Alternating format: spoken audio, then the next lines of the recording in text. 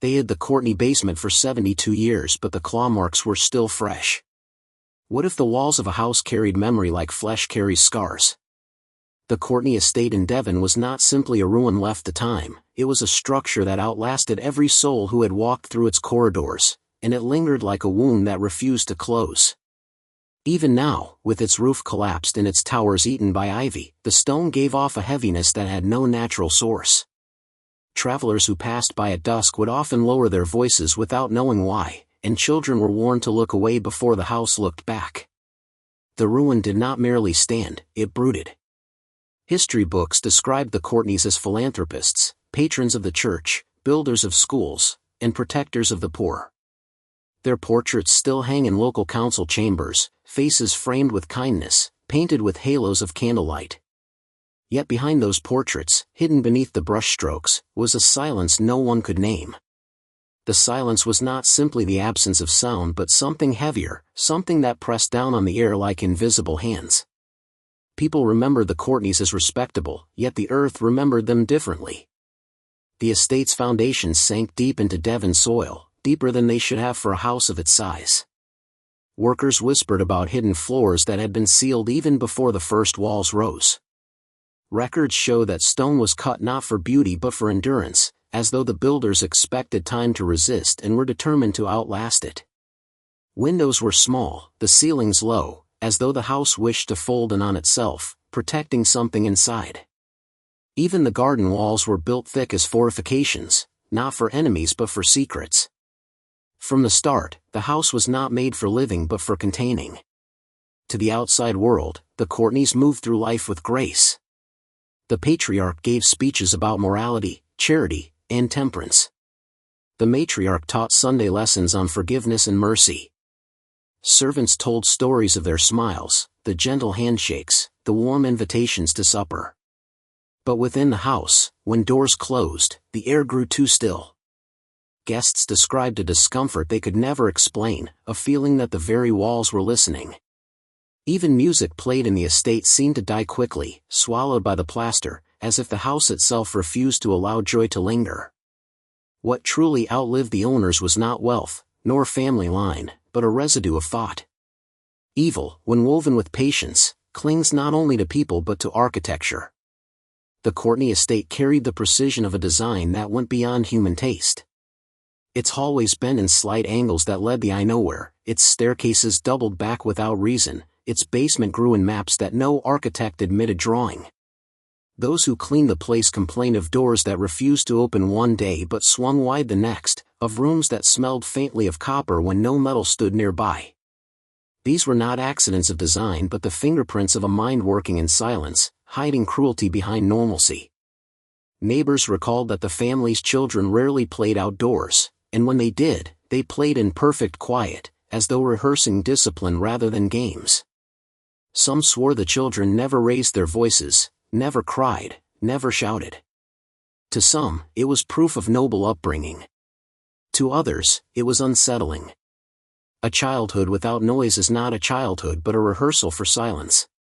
Even when laughter echoed from the halls during parties, servants whispered that it stopped too suddenly, as if someone had decided joy must not run unchecked.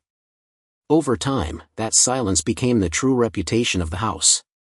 By the late 1800s, when the estate began to empty and fortunes dwindled, the silence did not lessen. Visitors spoke of claw marks carved into doors where no animals had lived, and of strange grooves etched into the stone floors like someone dragging fingernails endlessly over centuries. When the last Courtenay heir left for war and never returned, the house did not fade into disuse like other ruins. Instead, it seemed to grow stronger in its emptiness, as if the absence of human life fed the presence of something else. Windows shattered not from storms but from pressure within, as though the house itself exhaled after years of holding its breath. Locals avoided the grounds, but legends began to wrap around it like ivy. Children dared each other to run up to the gate at night, whispering about faces that appeared behind broken windows. Farmers spoke of animals that refused to graze near the hedge, cows that bellowed at nothing, horses that refused to pass the lane. Still, no one spoke directly of evil. They called it bad luck, or a haunting, or the sorrow of a house abandoned. But the truth was that sorrow alone does not carve marks into stone, nor keep silence heavy for generations. The truth was something darker, something shaped not by ghosts but by deliberate human hands. The Courtenay estate outlived its owners because it had been built to preserve what they could not admit in daylight. A place does not carry such silence unless silence was the intention. And while the family line rotted away, the house stood waiting, holding memories within its stone marrow. The ruins now appear harmless, moss, vines, collapsed walls, but inside the ground itself lies a history unfit for words. The estate became a monument not to life, nor to wealth, but to the endurance of hidden cruelty. And as the wind moves through the broken arches at night, one might imagine the house breathing. Not a ghost's breath, nor a spirit's, but the leftover exhalation of minds that once lived behind smiling portraits, minds that turned innocence into cover and silence into power. The Courtenay estate stands in ruins, yes, but its shadow stretches far longer than its fallen towers, and its silence will lead us deeper, into the first signs of what truly hid beneath. What if innocence could be carved as carefully as a statue, polished until no blemish remained, and yet inside it concealed rot so deep that no chisel could reach it? The Courtenay family perfected this craft. They etched their innocence into stone, into the very image that history books still record, yet those who lived near them felt the weight of something different. The estate stood not only as a house but as a shrine to purity, a display of virtue carefully performed for the watching world, and the more the family polished that display, the heavier the silence grew within. The Courtenays gave the poor bread on feast days, they funded the choirboys with robes and hymnals, they built a schoolhouse where children learned to read the Bible before they could write their names. The patriarch's speeches were quoted in newspapers, praised for their balance of discipline and compassion. The matriarch's name appeared in sermons as an example of mercy, her voice soft, her words always carrying a touch of motherly care. Servants recalled her walking the halls in candlelight, stopping to bless each child she passed with a hand upon their hair, her face full of patience. But if you looked closer, if you remembered longer, her touch was always cold, her smile never quite reached the eyes. She had perfected the mask of goodness, but the eyes betrayed the hollowness behind it. The family portraits captured this same mask. Faces painted with gentle radiance, angles softened to suggest kindness, hands resting on prayer books or clasped together in reverence. Yet it was in the eyes again that the cracks appeared. Painters could not hide what glared through when the subjects thought of something else. The Courtenay children's faces were pale, the brushstrokes revealing lips pressed tightly together as if sound itself had been forbidden. Generations of these images now hang in dusty council chambers, where few notice that every smile looks rehearsed and every gaze appears to be fixed not on the viewer, but somewhere beyond, as if they were listening to something only they could hear. In their chapel, the family's devotion was absolute. Every ritual was observed to the second. Bells rang at precise moments, candles were replaced before they could melt unevenly, and prayers were recited in tones that carried no emotion. Parishioners admired their discipline, but some noticed how the family knelt for too long, how their bodies swayed slightly as if entranced, how their voices never cracked or faltered. Worship for them was not communion but command. They prayed not to connect with heaven but to rehearse obedience. This rehearsed devotion bled into the structure of their home, into the way corridors bent with unnatural symmetry, into the way gardens grew in patterns too strict for chance. To outsiders, the family's image was perfection. To neighbors, however, the perfection began to feel like a performance. They saw the way children from the estate never joined village games, the way servants left abruptly without explanation, the way windows glowed at odd hours of the night. A farmer's wife once swore she saw candlelight flickering in the orchard long past midnight, where the family was said to pray privately, but when she told the story, her husband silenced her, saying one did not question those who fed the poor and clothed the choir. Doubt was drowned by charity, suspicion erased by generosity. The Courtenays understood this balance perfectly. They knew that by giving just enough, they could cloak whatever they desired in the eyes of society. And yet, behind the walls, there were whispers. A footman claimed that the patriarch demanded absolute silence during meals, that no one was permitted to cough, breathe loudly, or shift their chair without permission. Another servant confided that the matriarch kept a locked chest in her private room, one she opened only after midnight, her lips moving soundlessly as she handled its contents. None of these servants remained in the household long, and when asked why they left, they answered simply that the air in that house grew too heavy. None spoke of cruelty, none spoke of violence, only of silence, the same word repeated in hushed tones, as though the silence itself had scarred them. Innocence became their shield, but it was a shield sharpened into a weapon. By presenting themselves as pure, they removed all suspicion, ensuring that when questions arose about missing villagers or strange noises from the estate, the answers were dismissed. Who could accuse such holy people of wrongdoing? Who could imagine that behind the gentle handshakes and holy prayers lay something methodical, something waiting? The innocence they displayed was not merely for protection. It was bait. It drew people close, inspired trust, and ensured no one dared look deeper. Stone held this innocence long after the family was gone. The carvings above the chapel doors still read verses of mercy, though the stone itself feels cold to touch.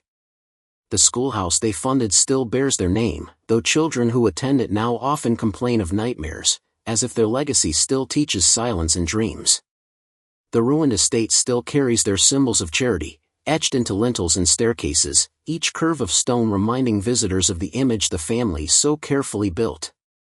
Yet the stone cannot lie, it holds memory. Walk the halls long enough, and you feel not charity but command. You feel not innocence but the strict performance of it. The Courtenays etched innocence into stone so well that history continues to believe it. And yet, when one stands among the ruins, the air betrays them. There is no warmth, no echo of kindness. There is only the sensation that something rehearsed once lived here, something that fed upon silence and masked itself in generosity. The house remains, the stone remains, the names remain, but what they carried behind those names is waiting to be seen. And as the story of their innocence closes, the true story begins, a pattern too exact to be random, too perfect to be coincidence, a ledger of lives erased with precision, waiting now to be uncovered. What if absence itself could be arranged like notes in a song, each silence falling exactly where the composer wished? For the Courtenay estate, the pattern was not of music but of missing lives, and it was a pattern too exact to be dismissed as chance. Disappearances leave little evidence, people vanish into war, famine, poverty, or accident. But when those vanishings line up with mathematical precision, suspicion grows. The Courtenays built their mask of charity high enough to block suspicion for decades, yet beneath that mask, the record of missing names told another truth. Old church ledgers, browned by candle smoke and damp, carried the first faint signs. A child's baptism recorded but no burial. A servant hired but never listed in marriage or death registers. Small gaps, at first, easily mistaken for clerical error. But as generations passed, the gaps multiplied. Names stopped midline, notes of no further information repeated in careful handwriting, initials marked with quiet symbols as though the priest himself dared not write the truth. In these ledgers, the silence spoke louder than ink. Every absence was another thread in a design that hid beneath the surface of history. Police notes from the late 1800s, found decades later in county archives, added more shadows. Reports of girls who failed to return from errands, men who went to work on the estate and never came home, travelers last seen on the lane leading to the Courtenay grounds. Each report stood alone, unconnected, dismissed as wandering, drunken misfortune, or the hazards of rural life. But read together, lined side by side, the reports pulsed with rhythm. Vanishings occurred in intervals, sometimes every 40 days, sometimes every season, never random, always ordered. The Courtenay estate sat in the center of these patterns like the still eye of a storm. To the neighbors, the vanishings were tragedy, not conspiracy. Families whispered of bad luck, of God's punishment, of the hazards of poverty. And when the Courtenays stepped forward with offerings of charity, bringing food to the grieving or offering prayers in the chapel, they became the comforters rather than the suspects. It was a performance of empathy, delivered precisely at the moment suspicion might have turned their way. The more people vanished, the more the family appeared generous, and the more their innocence hardened into legend. This was not merely coincidence, it was design. A disappearance ledger is not built on chance but on method. Those who studied the records years later saw something even stranger. The spacing of disappearances matched cycles, equinoxes, feast days, saints' anniversaries. Each loss tied to the calendar of ritual, the same way bells rang on Sundays or candles burned on holy nights.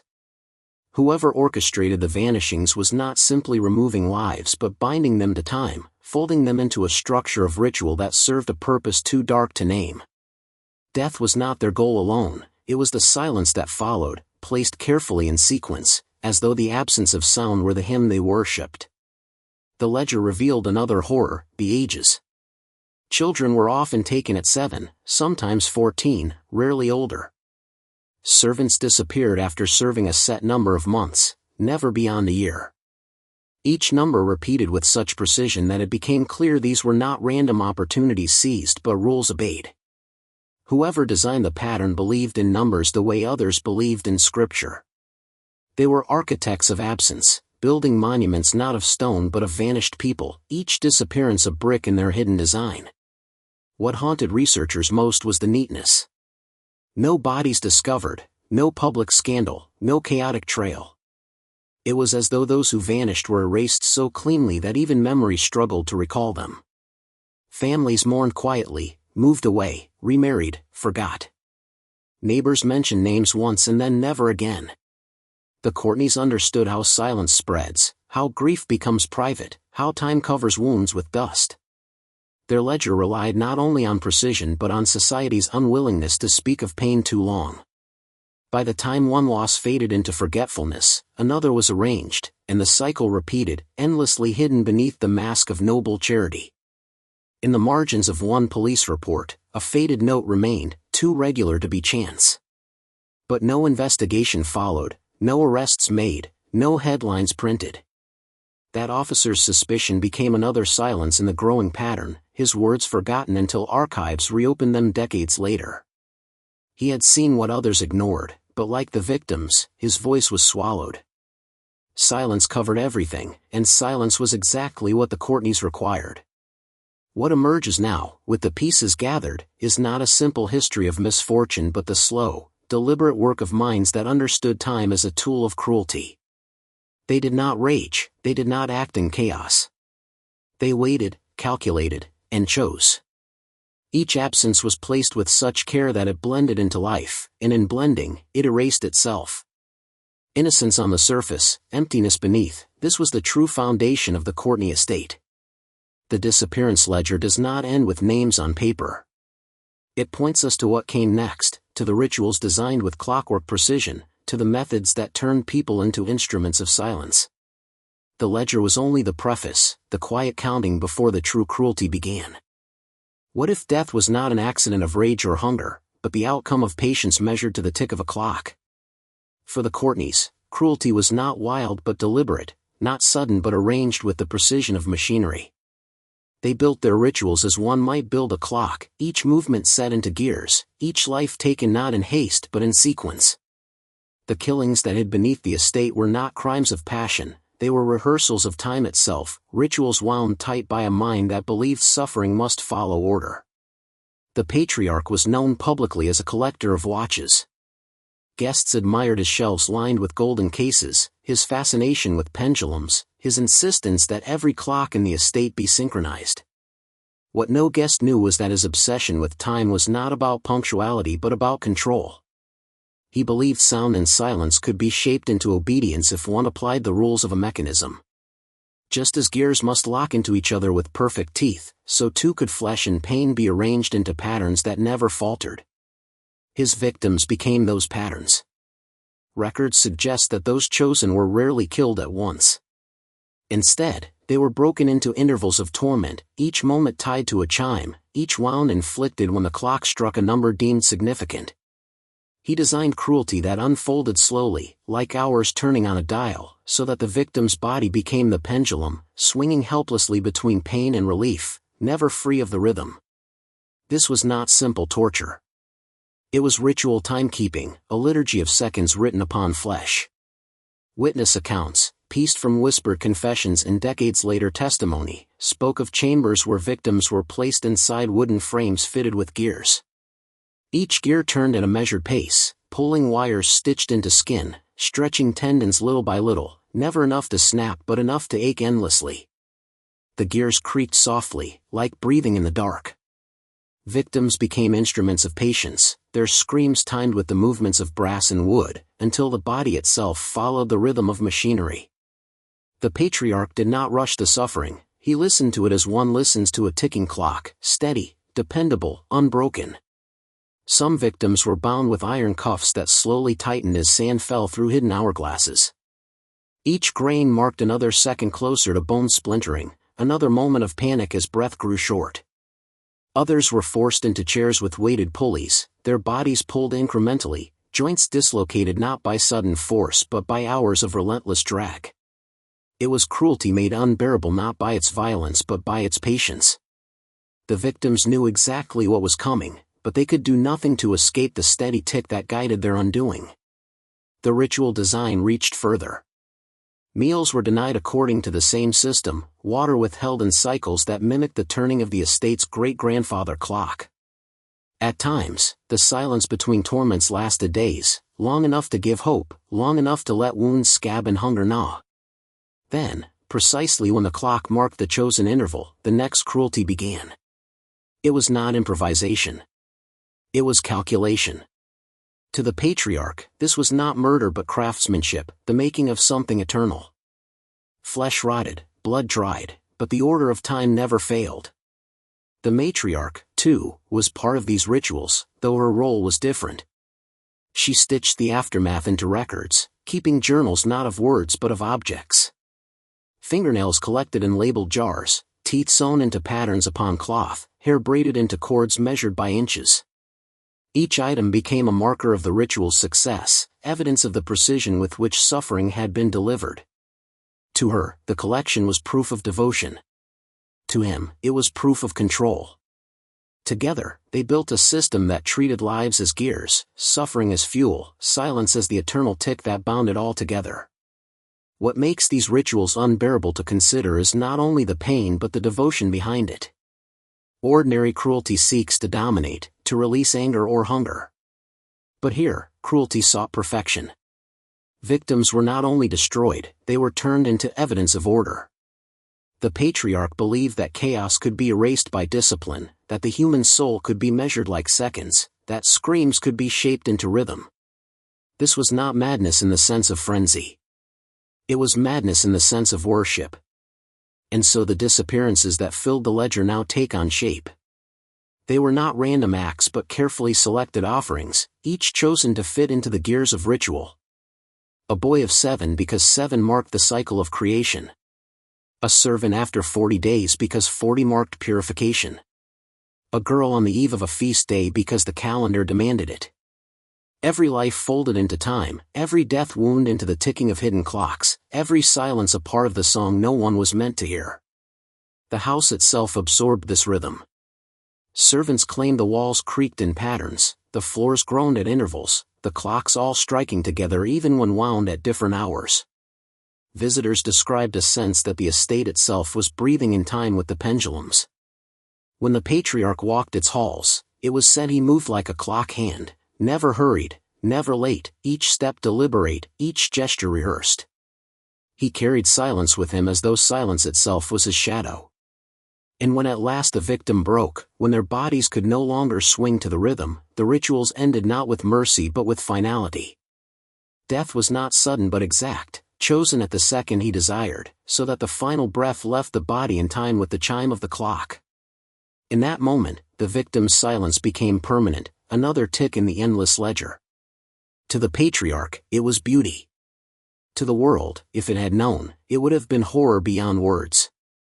The clockwork rituals were not spoken of in life, but their residue lingered. Clocks left behind in the ruins sometimes ticked without winding, their pendulums swinging though untouched. Visitors swore the gears whispered faintly in the dark, as if the house itself remembered the rhythm. And so the ledger of vanishings becomes more than names. It becomes the score of a hymn made of time, silence, and flesh. A hymn that leads us deeper, into chambers where even screams could not survive, into cruelty that no one dared imagine. What if suffering could be perfected not by how loud it echoed but by how silent it remained? For the Courtenay estate, cruelty matured into something more terrifying than the ticking of gears. It became a study in silence itself. Victims were no longer punished for disobedience or sacrificed for ritual alone, they were shaped into experiments of muteness, stripped of the very ability to cry out.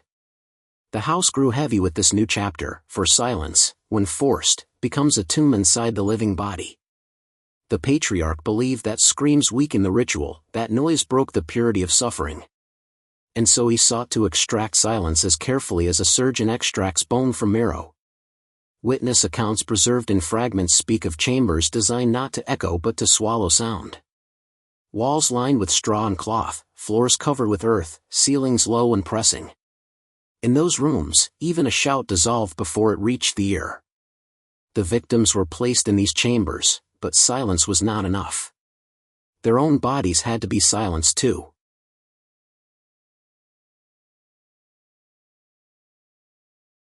Tongues were preserved in jars of salt, each one labeled, each one placed upon shelves like trophies. Some were cut cleanly, others sliced in halves, as if the patriarch experimented on which form left the victim weakest yet alive. Those who endured without tongues were forced to remain in the estate for days, unable to eat, unable to swallow without agony, their mouths stuffed with bitter herbs to slow the bleeding. In this state, their silence was not only ritual but torture. Every attempt to speak became a reminder that sound had been stolen from them, that their bodies were now tools of quiet. But the cruelty did not end there. Copper wires were stitched into nerves, pulled through flesh like strings on an instrument.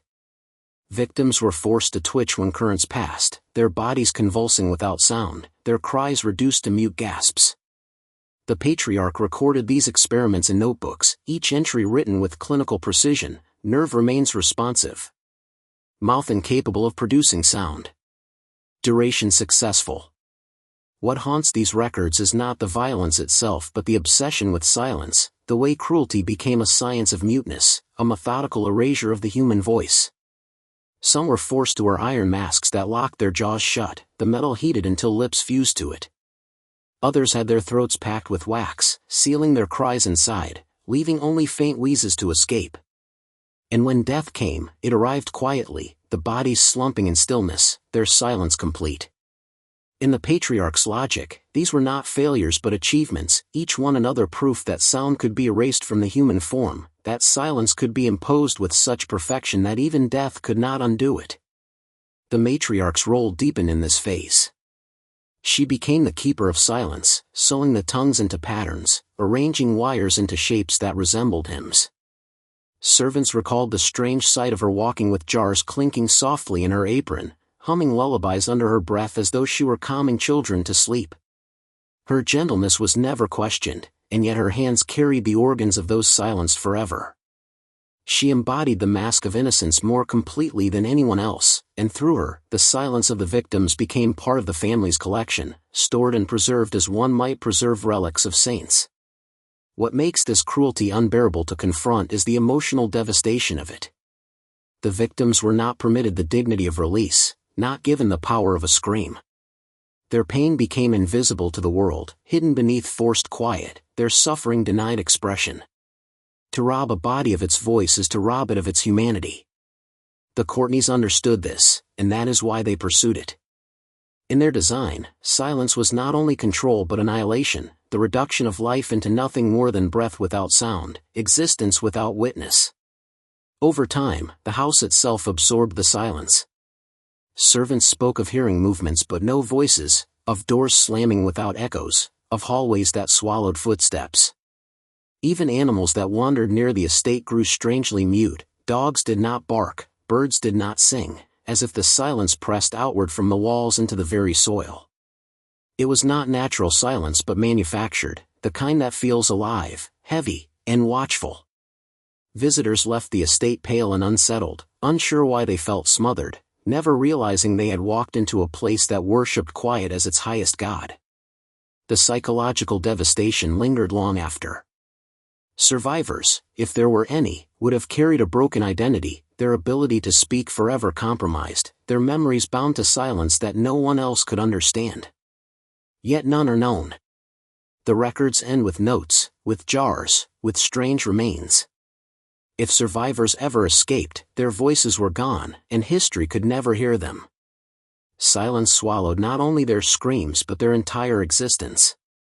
And so the disappearances that began as numbers on a ledger and evolved into gears of ritual now found their true face. They were not only offerings, not only instruments of time. They were sacrifices to silence itself. The Courtenays had refined their cruelty into a methodical erasure of sound, turning bodies into mute instruments of devotion. Their evil hid not in chaos but in discipline, not in loud violence but in the steady, patient act of cutting away the human voice. The bodies that did not scream became monuments to this hidden philosophy. They carried scars that told no story, throats that spoke no names, eyes that begged but could not cry aloud. And the estate preserved this silence even after its owners were gone. To stand within its walls was to feel words fail in your own throat, to feel your breath caught before sound could rise. It was not just history. It was inheritance. The Courtenay estate did not echo with ghosts, it echoed with silence. And silence, once made sacred, does not end. It prepares for what comes next, for the garden where silence was planted into earth itself, where bones became roots and roots grew crooked under the weight of voiceless agony. What if silence could take root and grow like a tree, its branches reaching long after the voices that fed it were gone? For the Courtenay estate, cruelty did not stay confined to chambers or basements. It was planted into the soil itself, into a hidden orchard where silence became harvest. The garden behind the estate was once described as beautiful, filled with apple trees bent under the weight of fruit, their blossoms drifting like snow in spring. But beneath that beauty lay something no one could speak of, something so foul it bent the very trees into crooked shapes. The garden was not simply a place of growth, it was a graveyard of songs that never reached the air. The orchard was built on ritual burials. Skeletons were found there decades later, their mouths pried open and filled with molten lead, jaws locked wide in eternal screams that had never been heard. The patriarch's obsession with silence demanded that even death could not release the voice. He believed that sound could escape bones, that cries might linger in marrow, and so he sealed them. Lead poured into mouths ensured that silence would remain absolute, even in the grave. Each tree planted above these bodies grew twisted, its branches gnarled, its fruit sour. To the family, this orchard was proof of devotion, a garden of silence feeding upon the very bodies it smothered. Servants who worked the grounds told of digging holes too deep for saplings, holes where the soil was soft as though it had been turned many times before. Some swore they felt shapes beneath their shovels, ribs, skulls, hands, but they dared not speak of it. The matriarch insisted the orchard was sacred, a place where the family prayed in private. Neighbors assumed the Courtenays were devout gardeners, tending to nature with care. But in truth, they tended not to nature but to memory, cultivating silence as though it were a crop. The orchard carried its own horrors. At night, candlelight was seen flickering among the trees, shadows moving in circles as if in procession. Some reported hearing faint humming, not loud enough to be song, not soft enough to be wind. The family prayed there with mouths closed, hands raised, as though feeding their devotion back into the trees. What they whispered could not be heard, but the silence around them thickened. Birds avoided the branches, insects left the blossoms untouched, and the ground smelled faintly of metal even in summer. It was as though the earth itself had learned to hold its breath. When the orchard was finally unearthed long after the family was gone, the bodies were found arranged in patterns. Not haphazardly dumped, but placed carefully, mouths gaping, skulls aligned in arcs that mirrored constellations above. Each skeleton bore the same mark, mouths sealed, hands clenched at their sides, throats carved open then filled.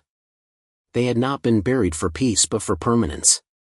Their silence was meant to last, their songs buried before they could ever begin. This is why the garden was called, in whispers, the Garden of Stillborn Songs. Every tree drank from those voiceless graves, every root tangled with bone, every crooked limb a monument to stifled cries. The matriarch preserved parts of this harvest too. Witnesses claimed she pressed the orchard's apples into jars though the fruit was bitter and blackened. She stored them alongside her other collections, labeling them not as food but as offerings. The family would never eat from the orchard. To them, the fruit was sacred, not for nourishment but for proof.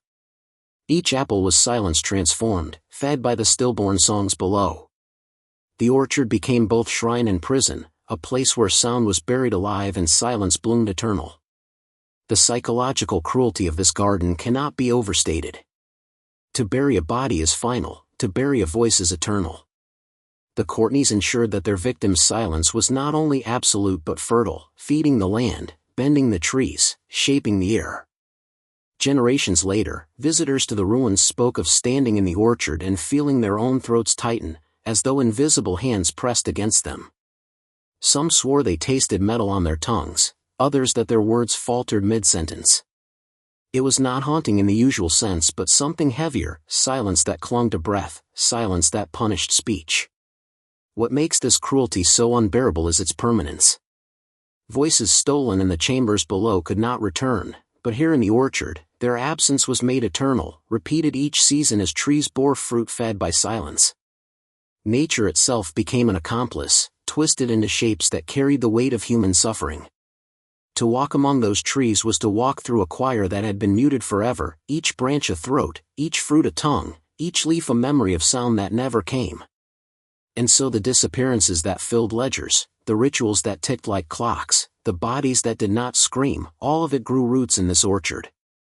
The garden was the culmination, the proof that silence had been perfected, that it could live in soil, in trees, in fruit, in air. The Courtenays had created not just a house of silence but a landscape of it, an environment where sound itself was punished. This was not madness but design, not accident but cultivation. When demolition workers uncovered the orchard, decades later, they found the claw marks etched into stone near the graves. Marks that should have faded with time remained sharp, as though freshly carved. And yet the bones beneath had rested for over a century. This contradiction haunted them, but the explanation lay in the design itself. Silence had been planted into the very structure of the estate, and silence does not decay like flesh. It waits. The garden of stillborn songs was not the end but another chamber of the same machine, another measure in the hymn of silence. Its roots connected to what came next, to rituals that turned anatomy itself into music, where silence was not only enforced but twisted into false hymns sung through broken bodies. What if the human body could be remade into an instrument, its bones tuned, its veins painted into notes, its silence broken not by words but by forced music? In the Courtenay estate, cruelty reached a stage more grotesque than silence itself. After burying voices in the orchard, the family sought to twist the body into him. The victims were no longer denied sound, they were forced to produce false music, a parody of worship, a corruption of the sacred. These were the anatomical hymns, and they were crafted with patience that only ritual obsession could sustain. The patriarch believed that silence, once perfected, could be transformed into song, but only if the body were reshaped into an instrument of devotion. He dissected with methodical precision, mapping ribs, tendons, and nerves as though they were the strings of a harp or the pipes of an organ. Ribs were broken at measured points, adjusted into scales, and struck with mallets to produce hollow tones. Some victims were left alive long enough to hear their own chests turned into crude xylophones, the notes echoing faintly in chambers where no prayers reached. These sounds were not music but fragments, stuttering cries forced into rhythm, echoes of pain reassembled into him. Veins were painted onto stretched skin in patterns that resembled sheet music. The matriarch traced them with inks made from ashen blood, carefully arranging them into staffs and lines. She stitched these skins into books, each page a body reduced into notation. Her journals contained no words, only these grotesque compositions, pages stiffened by the remnants of those silenced forever. She handled them tenderly, as though they were psalms, her voice humming as she turned the stiff leaves. To her, the hymns were beautiful. To the world, had it seen, they would have been unbearable. Other victims were forced into shapes that mocked instruments of worship.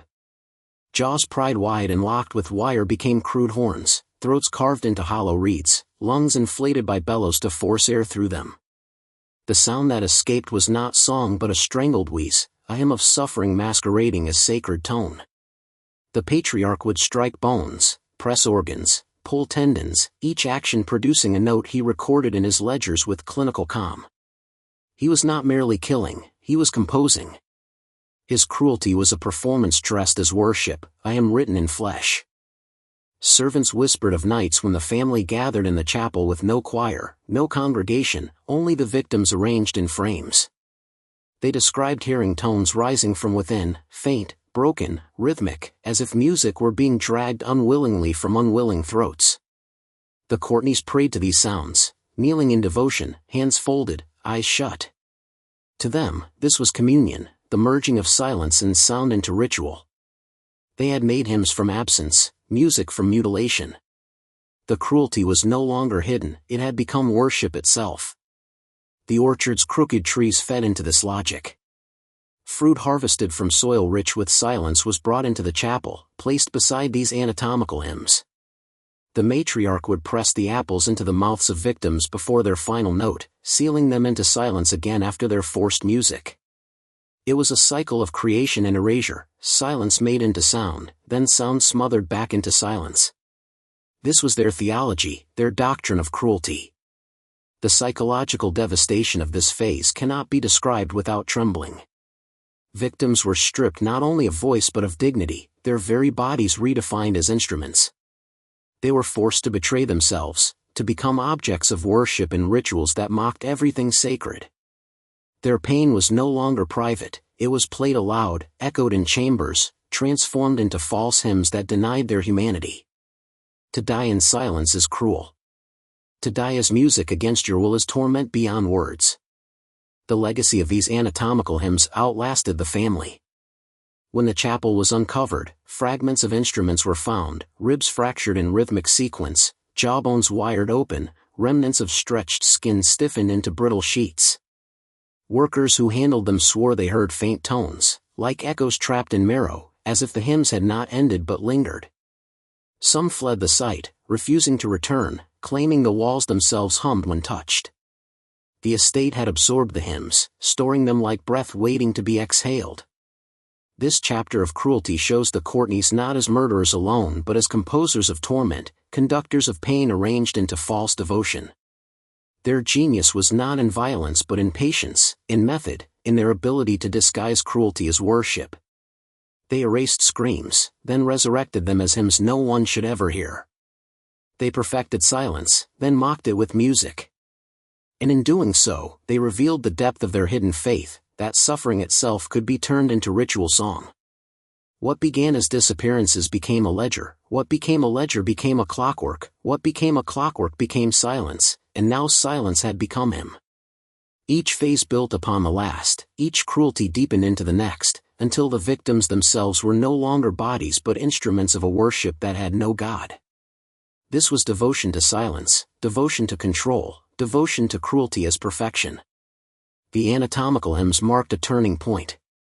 The estate was no longer simply a house of silence but a cathedral of torment, a place where sound and silence fused into something unbearable. And yet, even this was not the end. The family's mask of innocence still held, their neighbors still saw charity, their portraits still glowed with kindness. The innocence remained etched in stone, even as hymns of flesh echoed unseen in the walls. And what follows next is perhaps the most haunting truth of all, that such cruelty was hidden behind the face of gentleness, that the matriarch remembered as a soft teacher of children was the same hand that stitched skin into psalms. The innocent face of the Courtenays was not a mask alone. It was the perfect disguise, the final silence. What if the gentlest smile concealed the darkest hand, a mask so perfect that even those closest could not see the cruelty it hid? Among the Courtenays, the matriarch embodied this contradiction most completely. She was remembered as a Sunday teacher, a woman who walked through villages with baskets of bread, who laid hands on sick children and whispered prayers of comfort. To neighbors, she was the soul of grace, the gentle balance to her husband's stern order. Yet in truth, she was the heart of the rituals, the quiet keeper of silence, the one whose innocent face shielded horrors too heavy for words. She moved with composure that never broke. Servants recalled her hands never trembling, not even when stitching cloth, pouring tea, or binding wounds. Her calm was praised as strength, her patience admired as saintly. But it was not strength or patience, it was discipline born of obsession. Behind closed doors, those same hands stitched skin into pages, turned hair into cords, arranged teeth into patterns, each motion done with the same steadiness she used to thread a needle or fold linen. Her skill as a teacher, her precision as a caretaker, translated seamlessly into cruelty. She did not rage, she did not falter. She created. The matriarch's chamber was said to hold a chest locked with 3 keys. Servants who glimpsed inside spoke of jars filled with tongues, cloth stained with markings, and rows of objects labeled in her handwriting, 40 days, 7th year, final silence.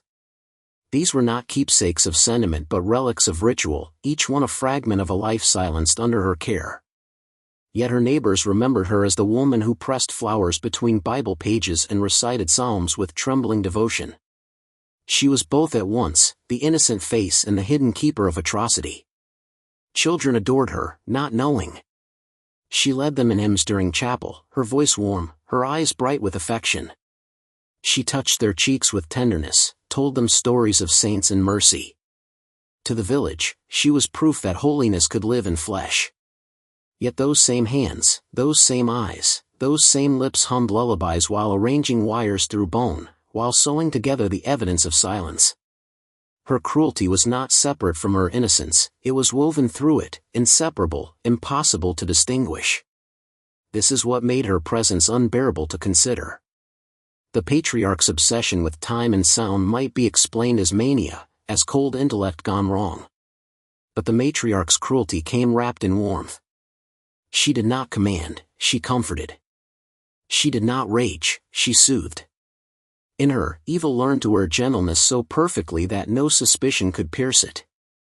Her face was the shield that protected the family, her reputation the veil that made accusations unthinkable. Who would dare imagine that the kindest woman in Devon stitched the skin of her victims into psalms? Who would dare question a teacher beloved by children?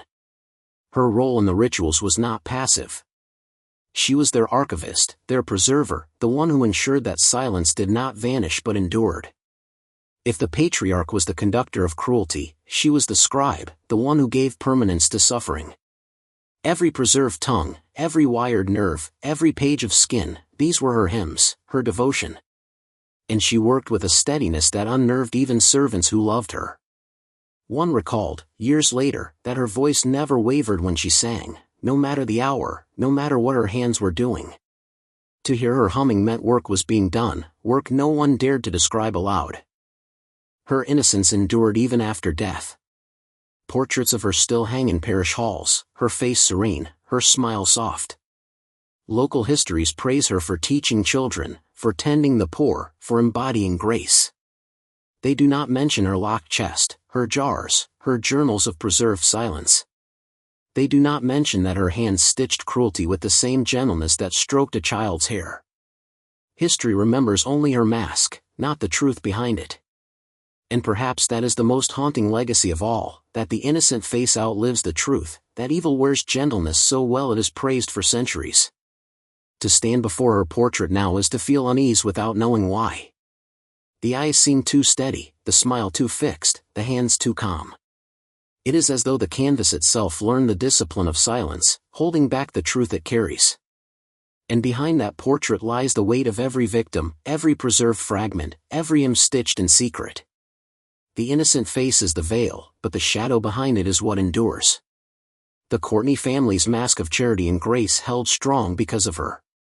Without her gentleness, suspicion might have cracked the facade. Without her face, innocence might not have been believed. She was the perfect disguise, the embodiment of evil hidden behind patience, kindness, and warmth. And in this disguise, the rituals thrived, unseen, unquestioned.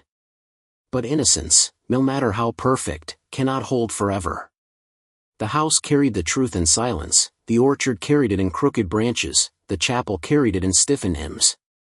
And when the basement finally opened, long after her smile had faded from living memory, the truth of what her face had concealed would claw its way into light. What if silence sealed behind walls for a century could breathe again the moment stone was broken? The Courtenay estate had collapsed into ruin by the mid-20th century. Its towers lay in heaps, its chapel stood roofless, and ivy choked what had once been proud archways. Locals passed it as children passed graveyards, with nervous laughter, eyes averted, feet quickened. No one wanted to enter, and few dared to look too long. But in 1947, after the Second World War, the estate was marked for demolition. New houses were to be built where the ruins stood. And when workers lowered their tools into the foundation, the basement revealed itself, sealed for over 100 years. The entrance was hidden beneath a collapsed stairwell, bricked over and plastered so perfectly that even earlier generations of caretakers had missed it. When the workers pulled down the wall, a foul breath of air escaped, damp and metallic, as though time itself had rotted. Torches lit the chamber, and what they saw spread fear like poison. The basement was not empty.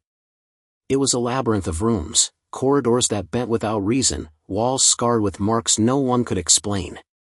Claw marks covered the stone, not shallow scratches but deep gouges, as though desperate hands had torn at the walls with inhuman strength. What made them horrifying was not their presence but their freshness. The stone was still sharp at the edges, as if carved days earlier, yet the bodies they found within had been dead for more than a century. The contradiction defied reason. The workers recoiled, their torches trembling as they stepped deeper, their boots crunching on fragments of bone left scattered like discarded tools. The rooms carried the residue of ritual. Wooden frames stood against the walls, rotted but still shaped like instruments of restraint. Iron cuffs rusted into place, wires curled into brittle loops, shelves of jars collapsed into shards that still smelled faintly of salt. A great clock face lay shattered across one room, its gears twisted, its pendulum frozen. The silence of the place was unbearable, a silence that swallowed even the sound of breathing. Men reported feeling their own voices falter when they tried to speak, words caught in throats, sentences breaking into whispers. It was as if the basement remembered the rules of silence and forced them upon all who entered. The bodies they uncovered were worse still. Skeletons bent into positions no natural death could explain, jaws pried wide with metal, ribs broken in rhythmic sequence, fingers locked in gestures of desperation. Some lay in arcs, their skulls aligned like constellations, their mouths filled with hardened lead. Others were bound still in wooden frames, their bones twisted into patterns that resembled instruments, their silence sealed in posture. None showed signs of decay beyond the natural, yet the marks upon the walls remained vivid, unweathered, as though time had passed for flesh but not for stone. News of the discovery spread quietly at first. Authorities closed the site, citing safety concerns, but the men who had entered could not keep silent. They told of hearing faint humming in the dark, of feeling cold hands brush their skin, of seeing the claw marks glisten as if newly made. Some refused to return to work, their minds unsettled by dreams of suffocating silence, dreams of voices trapped in walls. The basement had not simply been uncovered, it had awoken. Officials documented what they could, but the reports were written in cautious language, stripped of horror, reduced to phrases like evidence of ritualistic activity and unexplained markings. The truth was too heavy for public record. The workers who had stood there, who had seen the freshness of claw marks, knew that the basement's silence was not dead. It was alive, lingering, waiting. The cruelty of the Courtenays had outlasted their flesh, preserved not only in jars and gears but in the very stone. The psychological weight of the discovery was immediate. To enter the basement was to feel breath shorten, to feel the skin crawl, to sense that voices did not belong. It was not a haunting of ghosts but the survival of intention, the residue of minds that had worshipped silence so deeply it became immortal. The claw marks were proof, suffering does not fade when it is arranged with such devotion. It lingers, sharp, waiting for someone to look too closely. The demolition halted. The estate was left standing in ruin, its basement sealed once more, but the story could not be sealed. Whispers spread through the villages, stories told in pubs, children daring each other to approach the gates. The freshness of the claw marks became legend. Some said the victims had never stopped clawing, their desperation frozen in time. Others said the Courtenays' rituals had pierced something beyond human, binding silence into stone itself. Whatever the truth, the basement had turned the estate from ruin into monument, from house into wound. What was uncovered in 1947 was not merely a hidden chamber but the heart of the estate's cruelty, preserved as if waiting to be seen. The claw marks were the message, carved not for escape but for remembrance, so that even centuries later, the silence would speak. And as the workers fled and the authorities sealed their reports, one truth pressed heavier than any other: the Courtenay estate had not finished. Its silence had survived the family, survived time, survived ruin. And it was not done breathing. The basement's opening marked the beginning of a new silence, the silence of secrecy, of officials who hid the truth for decades, of voices stifled by fear of scandal. What had been buried for a century would remain hidden for 72 years more, until claw marks carved in stone forced their way back into light. What if the truth of a crime was not denied because it could not be proven, but because it was too terrifying to be spoken aloud? When the Courtenay basement was uncovered in 1947, officials recognized immediately that the discovery was not merely a relic of the past but a threat to the present. The claw marks still sharp, the bodies arranged in rituals, the silence pressing down even upon the living, it was too much for a country already weary from war, too much for a society desperate for order. And so the estate was sealed again, its horrors hidden, its truth bound in secrecy for 72 long years. Authorities closed the site under the pretense of structural danger. Workers were dismissed, documents filed in locked archives, photographs destroyed or labeled classified. The basement itself was bricked once more, this time reinforced with steel, as though the living feared not collapse but escape.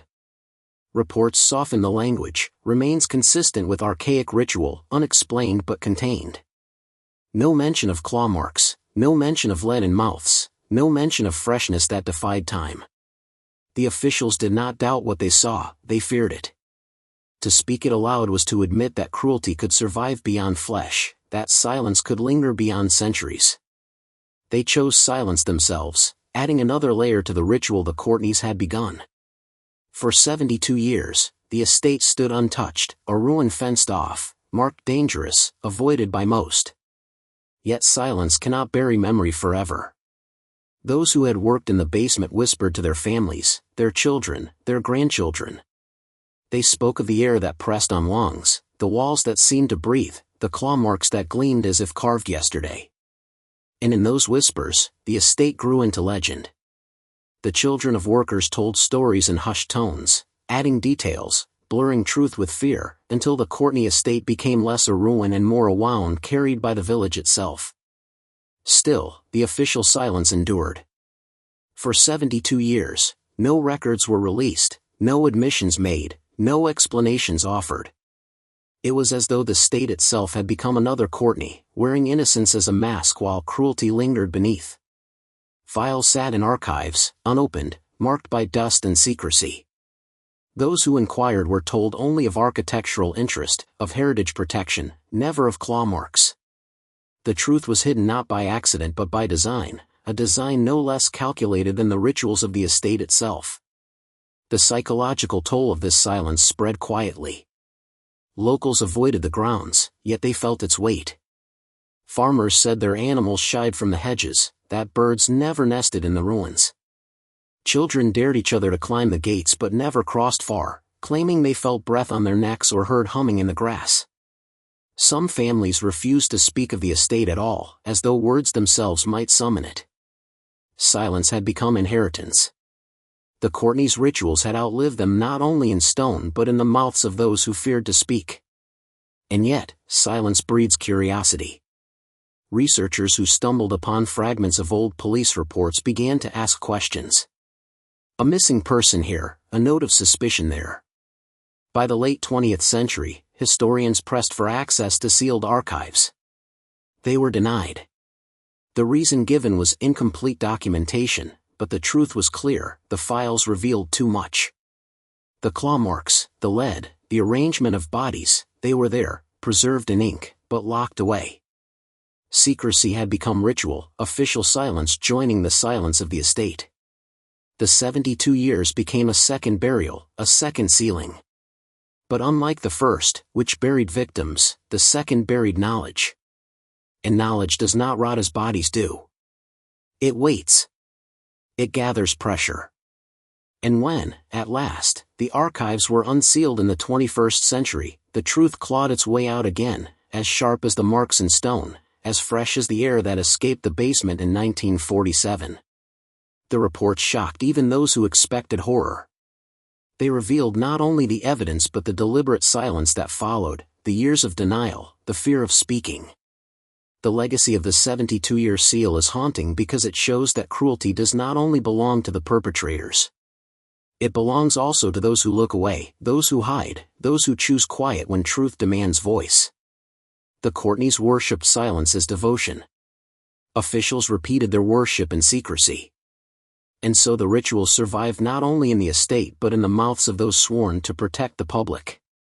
Silence became law, silence became policy, silence became inheritance.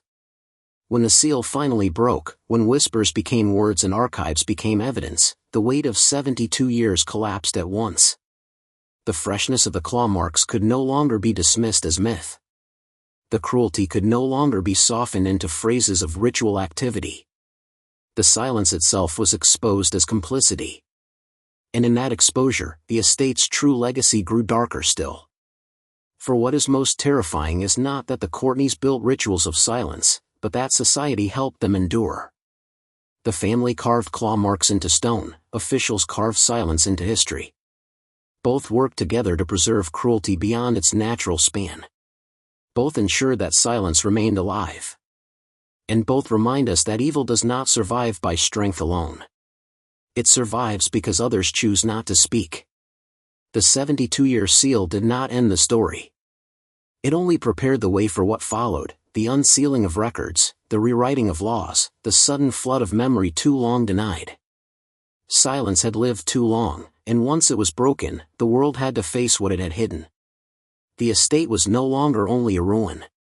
It was a mirror held up to society itself, showing how easily innocence can be carved, how long silence can endure, and how much is lost when truth is sealed away. What if cruelty could change the world not through confession but through silence, its legacy written not in words but in the laws and habits of society that followed?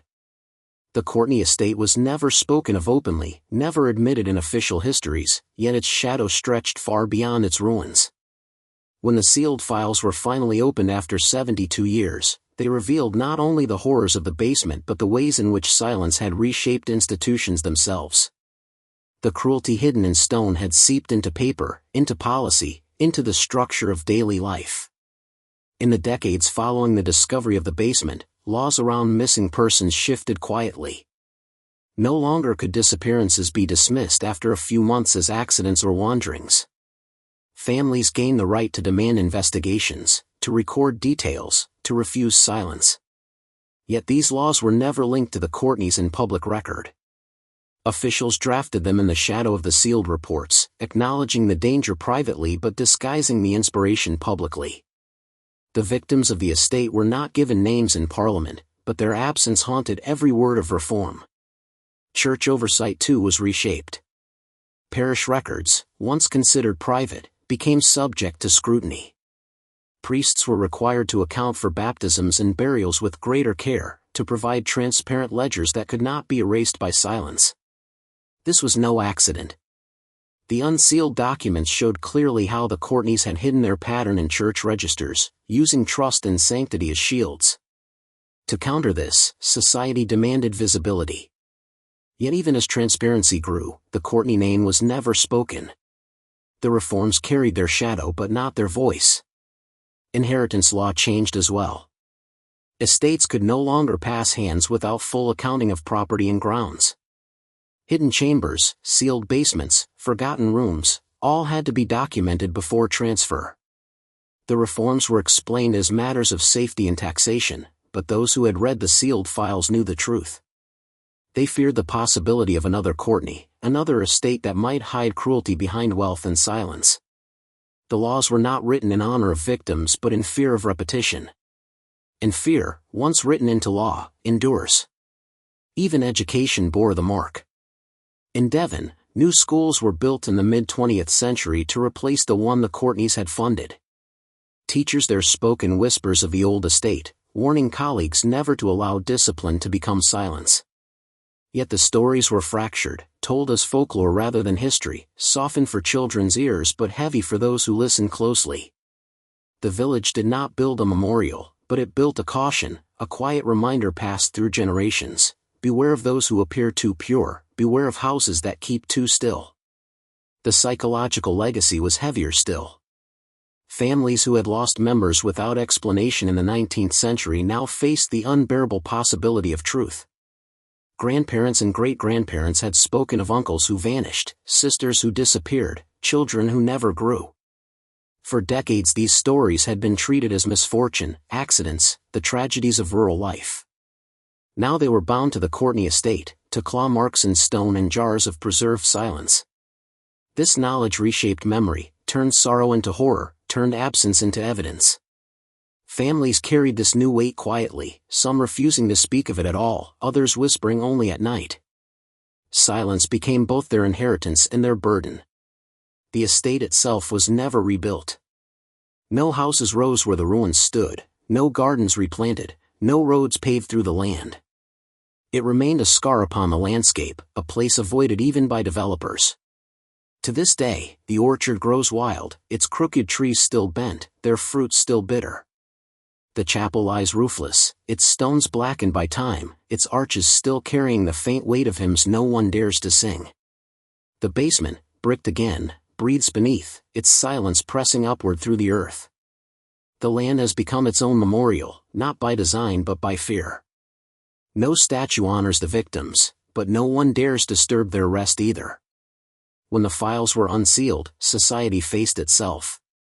It was not only the Courtenays who had worshipped silence, it was the officials who sealed reports, the neighbors who looked away, the priests who failed to question, the families who accepted absence as fate. The legacy of quiet was not confined to one estate. It was the silence of complicity, the silence of institutions that found it easier to deny than to confront. The Courtenay estate revealed how evil thrives not only in cruelty but in the mouths that refuse to speak. And so the laws changed, memorials were discussed, oversight strengthened. But none of it undid the truth that silence had lived too long. The victims were never named in stone. Their stories remain fragments, their faces unknown, their songs stillborn. What endures is not their memory but the quiet they were forced into, a quiet that shaped the very systems meant to protect others. This is the legacy of quiet, that silence can alter history as deeply as any voice, that cruelty can echo not through sound but through its absence. The Courtenay estate did not vanish when its walls fell. It became part of the structure of law, of church, of family, of memory. It reshaped what people feared, what they demanded, what they avoided. And in that sense, the Courtenays succeeded.